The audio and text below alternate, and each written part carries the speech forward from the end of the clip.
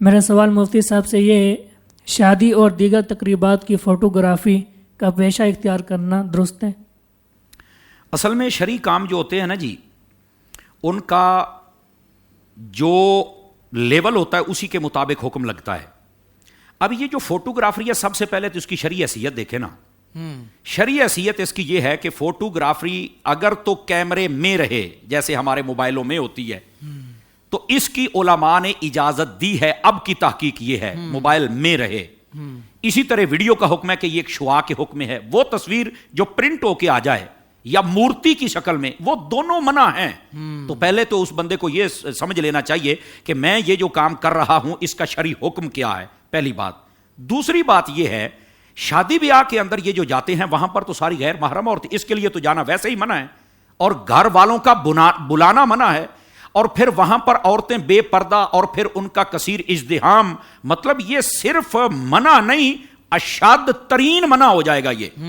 تو وہ یہ کام نہیں کر سکتا، بلکہ میں آپ کو اس کو ایک اور انداز سے مسئلہ سمجھا دوں۔ بالوں کی کٹنگ کرنا، یہ جو حجام ہوتے ہیں، یہ کام کرنا تو بالکل جائز ہے، لیکن علماء نے یہاں کا اگر تمہارے پاس کوئی بندہ آتا ہے اور کہتا ہے کہ میں نے داڑھی منڈانی ہے، تو داڑھی تو رکھنا آپ کو پتہ ہے حضور اکرم علیہ السلام کی سنت ہے، تو پھر وہ کیا کرے حجام؟ تو فرمایا وہ کہہ دے کہ میں بالوں کی کٹنگ اور باقی تیری سیٹنگ کر دوں گا، لیکن یہ کام میں نے نہیں کرنا۔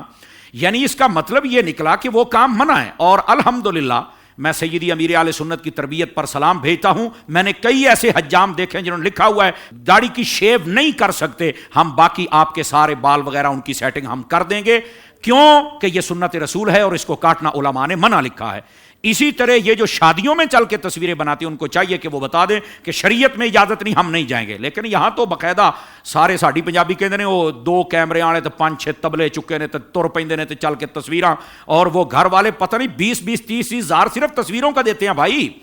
تو یہ بالکل گھر والوں کو بھی سوچنا چاہیے، اور جو کاروبار کر رہا اس کو بھی خوف خدا کرنا چاہیے، تمہارے لیے یہ منع۔ اور دوسری بات یہاں پر میں لگے ہاتھوں ایک بات کر دوں، آج کل یہ جو تصویریں محافل کے لیے بن رہی ہیں نا، اس کے بھی اشتہارات کے اوپر بڑی بڑی علماء کی اور شیوخ کی اور نعت خوانوں کی تصویریں ہوتی ہیں۔ بھائی یہ تصویریں جو اشتہار پر یا فلیکس پہ چھپتی ہیں، اس پر بھی علماء سے آپ پوچھ سکتے ہیں کہ یہ منع ہے، آپ ان سے بچ جائیں تو زیادہ بہتر ہے۔ اور یہ میں علماء کے لیے اس لیے کہہ رہا ہوں، یہ باقی لوگوں کی بھی ہیں تصویریں، بلکہ اب تو عورتوں کی اتنی تصویریں ہیں، تو مہربانی کریں یہ تصویر جس گھر میں ہو وہاں تو رحمت کا فرشتہ نہیں آتا، تو جہاں ہر سڑک پر 2-2 4-4 ہزار تصویریں لگی ہیں، اس پھر شہر میں اور ملک میں کیسے برکت آ جائے گی؟ تو ہمیں اس بات سے بھی بچنا چاہیے، اور یہ تصویروں والا معاملہ اگر بند ہو جائے تو مدینہ مدینہ ہے۔ اور بسا اوقات مسجد کے وضو خانے میں لگا دیتے ہیں، اور وہ مسجد کے اندر کا معاملہ پھر وہ حکم میں اور سختی آ جاتی ہے۔ تو مہربانی فرمائی جائے، آپ کا جو سوال تھا کہ وہ بنا سکتا یا نہیں، وہ نہیں بنا سکتا ہے۔ سوشل میڈیا پر اسلام کی صحیح تعلیمات جاننے کے لیے ابھی حافظ سائر قادری کا نیا YouTube channel Islamic digital studio subscribe کر لیں،